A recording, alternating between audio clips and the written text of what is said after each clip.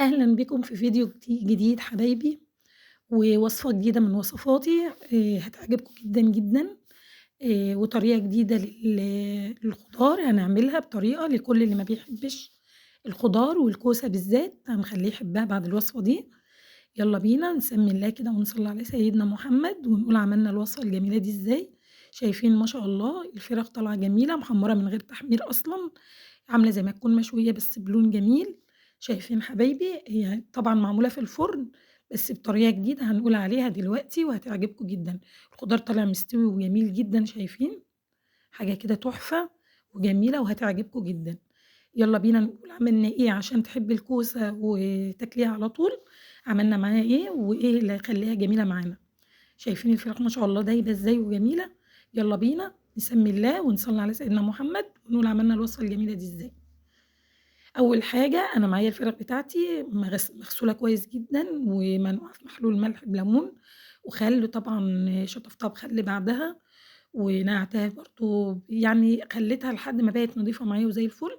هابدأ كده بالسكينة كده أنغّزها كده من الجناب بالشكل اللي أنتم شايفينه ده، من عند العضمة كده، ومن عند العضمة برضه من الوش كده بس باشيل الجلد بعيد. طبعًا أنا عايزة الجلد معايا عشان يدّيني اللون اللي أنتم شفتوه ده دلوقتي.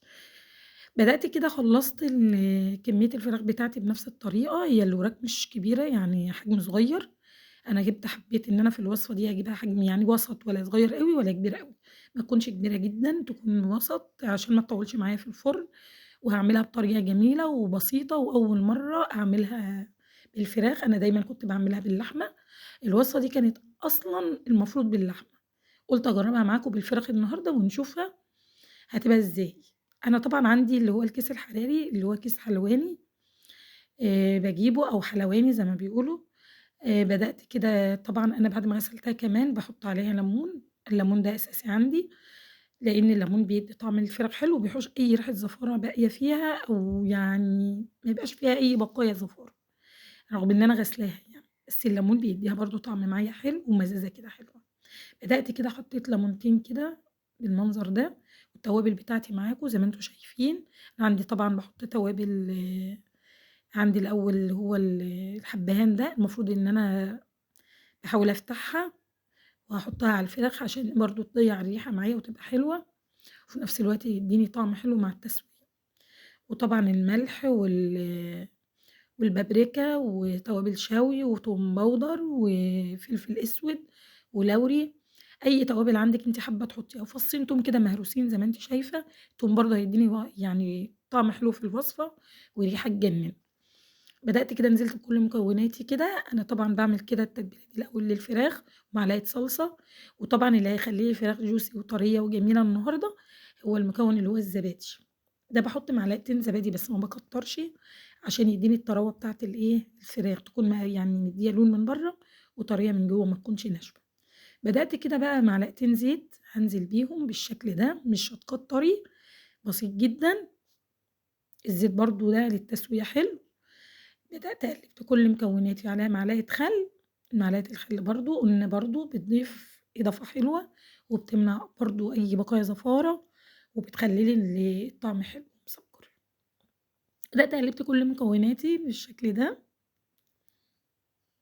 خلّصت كده طبعًا دي تتبيلة الفرخة، وطبعًا كلّه هيتحط مع بعضه بس أنا باحب إن أنا أتبِّل الفرخة من جوّه ومن برّه كده، إن هي بتاخد وقت فيها شوية قبل ما أحطها في التسوية، يعني حوالي نُص ساعة.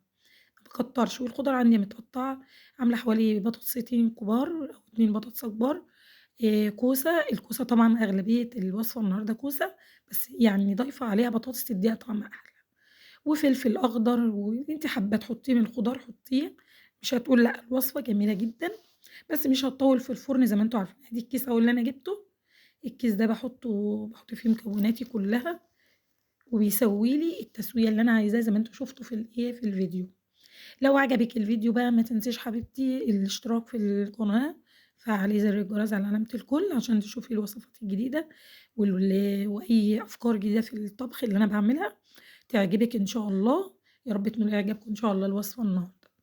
بدأت كده الخضار بتاعي طبعًا مغسول ومتصفّي وزي الفل معايا، هابدأ كده أنزل بقى في الكيس اللي أنا قُلت لِك عليه، بس طبعًا هاحط شوية توابل برضه على الخضار عشان يشرب من الملح ومن التتبيلة بتاعتي. غير التوابل بتاعة الفرخة طبعًا أنا باتبِّل الخضار برضه، ومعايا طبعًا بصل، هاقول لِك دلوقتي هاعمل إيه فيه. هابدأ كده أقلِّب بقى خضاري وأجهّز وجبتي، وطبعًا الرز عاملاه، هاقول لِك برضه هاعمل إيه وهاقدّمه إزاي. بدأت كده البصل طبعًا مقطّعاه 4/4 كده أو شرايح حسب ما أنتِ حابة، البصل هيكون مستوي زيادة عن اللزوم والّا عايزاه يبقى يعني حلو كده معاكِ ضان كده. وعندِك الطماطم حوالي 3 طماطمات كبار باقطّعهم كده شرايح برضه أو اللي هي التقطيعة اللي هي 4/4 برضه حابة يعني عشان تستوي معاكِ بطريقة ما تنزّلش طماطم كتير، ماشي. حابة إن أنتِ تحطّي فيها في الوصفة مثلًا الطماطم تكون صغيّرة شوية أو تكتّري طماطم ما فيش مشكلة هتبقى جميلة برضه. بدأت كده قلّبت الكيس زي ما أنتم شايفين بالخضار بالحاجة بتاعته، وهابدأ بقى أفرد الكيس كده فردة من جوّه كده وأبدأ أرُص الوراك بتاعتي بالشكل ده، شايفين حبايبي؟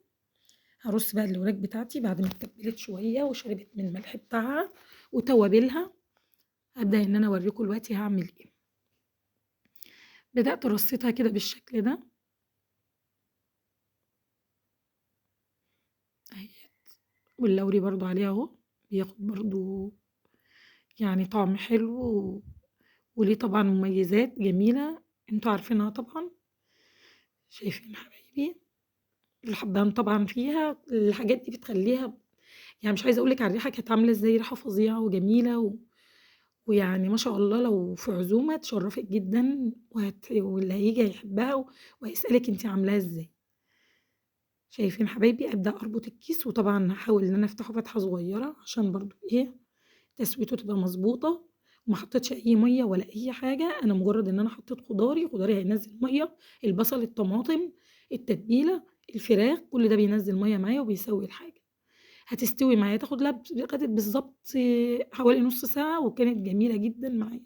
طبعًا باعلّي الفرن على 200 أو أكتر، 220 مثلًا وباسيبها، حابة تدّيها وِش من فوق، بس هي كده هتاخد الوِش اللي أنتِ شايفاه ده. شايفين حبايبي؟ ومنظرها بعد ما خرجت من الفرن، حاجة كده جميلة ومستوية وريحة وطعم وشكل، مش عايزة أقول لِك على الشكل والجمال كان عامل إزاي والطعم. شايفة حبايبي وأنتِ مقدّماها تقديم بسيط كده في طبق كده كل واحد بطبق، حابة تحطّي الخضار عليه، حابة تحطّي الخضار لوحده، حابة تقدّميها بالصينية على سفرتِك، جميلة وتشرّف أشوفكم أي على حد خير بصراحة، حبايبي في الفيديو حاجة الجاي كده إن لون شاء الله، جديد، طعم وألف جديد، هنا حاجة وشفا لله مميزة. يا